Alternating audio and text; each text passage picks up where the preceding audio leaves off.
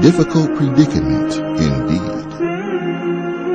One of our pious predecessors, Thabit ibn Nu'man, was hungry and tired as he was passing through a garden that bordered a river. He was so hungry that he could hear his stomach growling. And so his eyes became fixated on the fruits he saw on the various trees of the garden.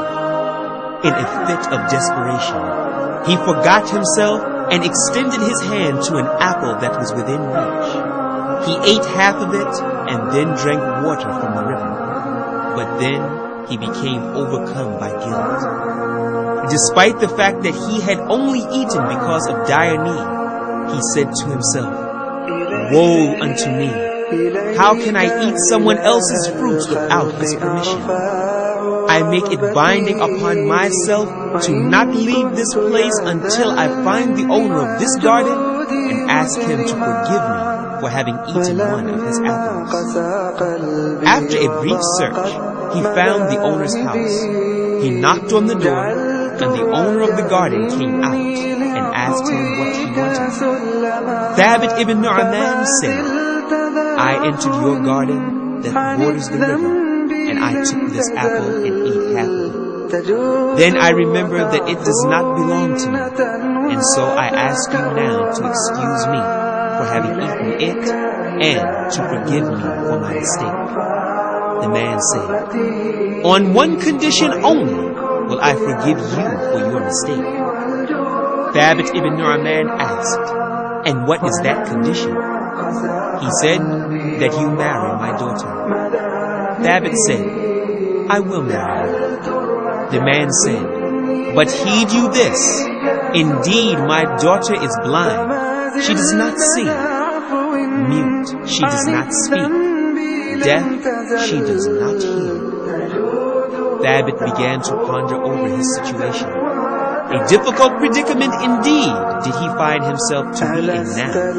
What should he do? Not get out of it, thought Thabit, for he realized that to be tested by such a woman, to take care of her, and to serve her, are all better than to eat from the foul pus matter of the hellfire as a reward for the apple that he ate. And after all, the days of this world are few and limited. And so he accepted the condition to marry the girl, seeking his reward from Allah, Lord of all that exists. He was nonetheless somewhat anxious in the days prior to the marriage. He thought, "How can I have relations with a woman who neither speaks, nor sees, nor hears?" So miserable did he become that he almost wished for the earth to swallow him up before the appointed day. Yet despite such apprehensions, he placed his complete trust upon Allah, and he said, "There is neither might nor power except with Allah. Indeed, to Allah do we belong, and to Him are we returning." On the day of his marriage, he entered upon her and saw her for the first time. She stood up before him and said, "Peace be upon you and the mercy and blessings of Allah." When he saw her grace and beauty, he was reminded of what he would see when he would imagine the fair maidens of paradise. After a brief pause, he said, "What is this? She indeed speaks, hears, and sees." He then told her what her father had said earlier. She said, "My father has spoken the truth. He said I was a mute because I do not speak any forbidden word. And I have never spoken to a man who is not lawful to me. And I am indeed deaf in the sense that I have never sat in a gathering in which there is backbiting, slander, or false and vain speech. And I am blind in the sense that I have never looked upon a man who is not permissible for me." Noble reader, reflect on and learn a lesson from the story of this pious man and this pious woman, and of how Allah brought them together. The fruit of this noble marriage was the birth of a child who grew up to fill the earth with knowledge. Yes, their son was Imam Abu Hanifa and Nu'man. May Allah have mercy on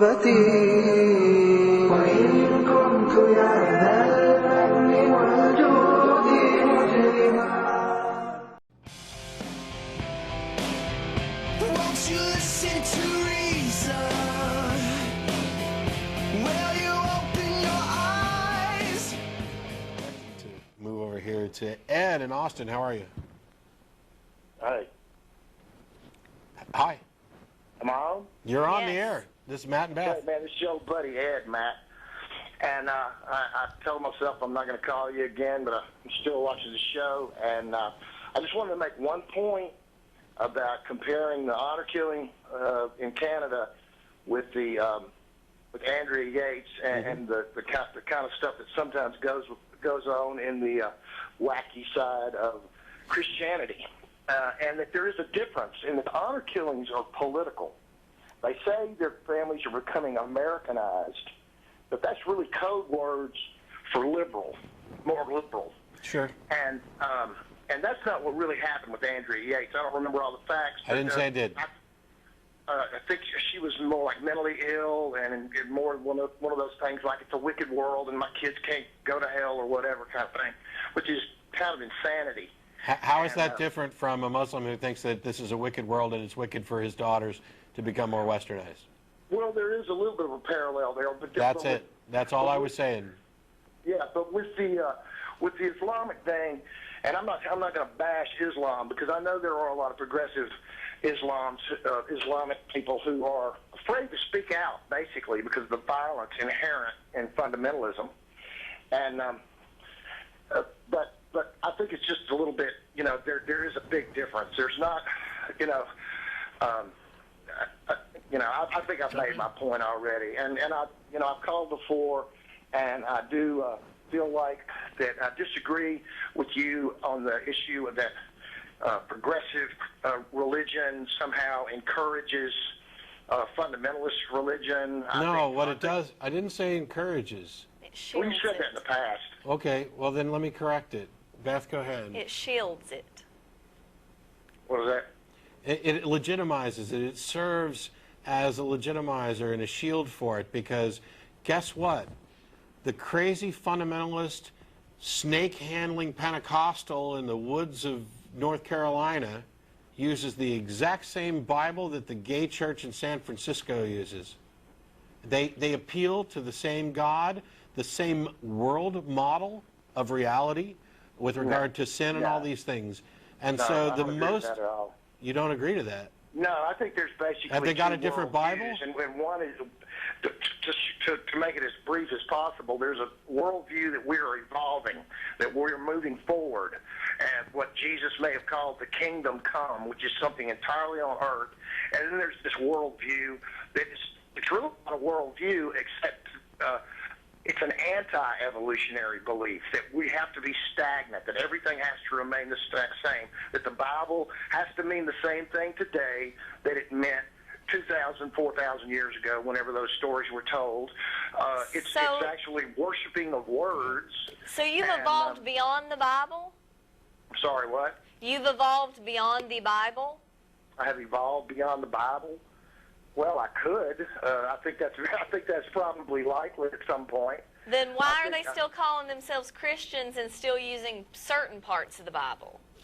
Well, because they see Christianity as a way to serve the world. They see it as an organization, a fellowship, a way for people to come together.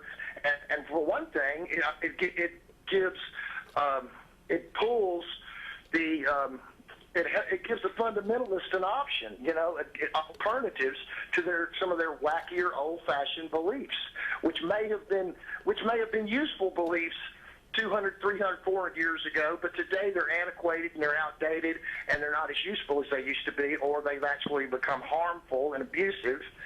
And we all are evolving, and it seems to me like we're evolving somewhere, and we're going somewhere, wherever that is, and I think it's the same place, personally. Then why do you even need to call it a religion? you need to call it Christianity?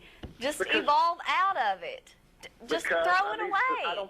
I don't need to. But I think it's more helpful. I think atheism has its place, and y'all have a fellowship. And for people who don't like the word God, God is just a damn word. Okay. Okay, And the Bible is. so So you don't stop believe using it. you don't believe there's an actual God? I'm a pantheist. I'm an agnostic pantheist, man. Whatever exists is God to Well, me. on this it says you're a progressive theist, so you're an agnostic pantheist. Yeah, recovering Baptist who doesn't like labels. Sure. So, well, then why'd you adopt such a stupid one? I mean, Well, that's pretty condescending, Matt. It By the is, way, it you is, still and owe I'm- me steak dinner. It is, and I'm having fun because agnostic pantheist. You're a recovering Baptist, so you used to believe in a single God, but now you've adopted pantheism, which I don't know actually is necessarily consistent with agnosticism. I mean, Of course it is. I think you can put the two together like that. I'm just wondering what your justification is when you say you don't like labels. Well, I was trying to have fun too, man. Okay, well then we're having fun. Well, Okay. what do you God believe knows, in? man. Well, yeah, Beth's I want really to know can't what. hear Beth. I got to tell your technical people, I can't hear what she's saying. Okay, well, unfortunately, we have less than a minute left in the show. Okay, well, peace, love. We got to live together, man. And let's try to pull some of these fundamentalists out of the dark ages. And if we have to do it with religion, that's fine. No, it's not fine. And it Well, doesn't Maybe work. it's not your gig. Maybe it's not More your go gig. from but fundamentalism you to can't just- atheism. If you just abandon these people, they're just going to get worse. I'm not abandoning them. I'm just not willing to use lies to move people towards truth. I am a fan of using truth to move people in the right direction.